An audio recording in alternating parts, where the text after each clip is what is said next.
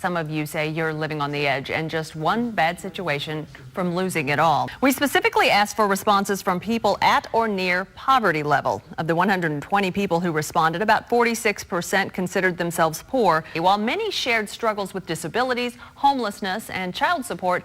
In our survey, a thread of conversation caught our attention. I spoke with dozens of people, but spent an afternoon with 3 individuals who shared the intimate truths about what poverty looks like on a day-to-day basis. 3 mid-Missouri families with different backgrounds share a common bond. Job ended, and it pretty much crushes your whole world. You think everything's going to be a certain way, and things happen that you couldn't have predicted. There's people out there that you wouldn't even know were actually struggling. In Boone County, the Missouri Association for Community Action reports 1 in 5 families live in poverty. Mid-Missouri families like the ones you're about to meet say living in poverty isn't always visible from the outside. Clean clothes don't mean bills are paid, and steady employment doesn't always cover medical bills. I'm getting better at those. Eric Wright lives in Columbia.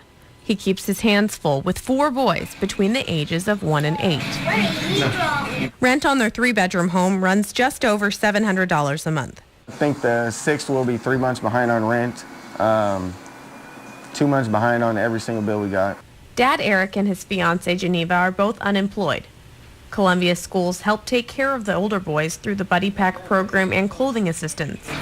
But when little ones are involved, problems for parents can grow. Few of our friends that don't have kids, doesn't mean it's easier for them, because it's not. It's just they don't have the stress of worrying about 4 other lives. I didn't expect that. Dina McMasters works as a legal secretary. 7 years ago, she packed a small bag and left a physically and mentally abusive husband. He's in prison for unrelated offenses, and now she's here, making ends meet on her own. Kisses. I'm in a category that a lot of people my age are not renting. Their life has reached a point where I was hoping mine would be at the age of 61, that I owned a home, that I had resources, that I had savings and retirement set aside, and instead I'm broke. She has a job, health insurance.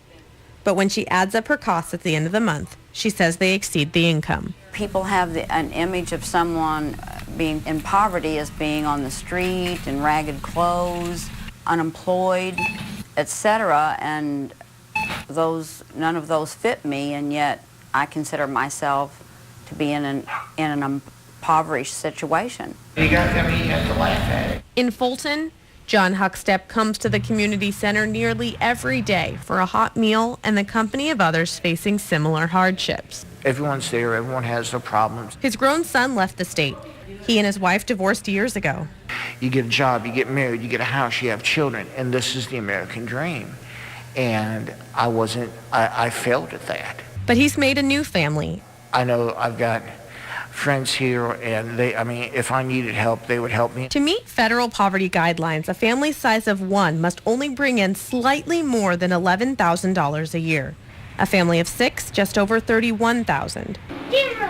Wright says he knows his family will be celebrating the holidays differently than many this year. He says the younger boys don't know the difference yet, but that he's taught his oldest, Tristan, to understand priorities. He doesn't want to live in a cardboard box but have tons of presents. Despite owing more than $2,000 in rent, Wright says his landlords are working with him.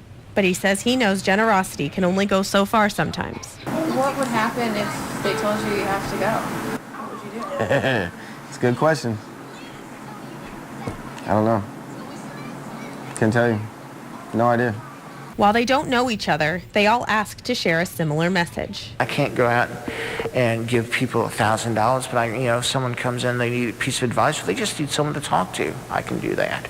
Because whether your world is full of coloring books or rambunctious little boys, or one little girl, She's my baby. or a patchwork family of friends, there's someone out there who wants to help. We generally, when we think of people in poverty, we think of those families that have grown up in housing projects or who have been on welfare assistance or something like that. But there are a whole number of folks, especially after the decline in the economy. A lot of folks went back to work, but they're not working full-time with full-time benefits. If you or someone you know could use some help, log on to our website, KOMU.com, for some resources and some contacts.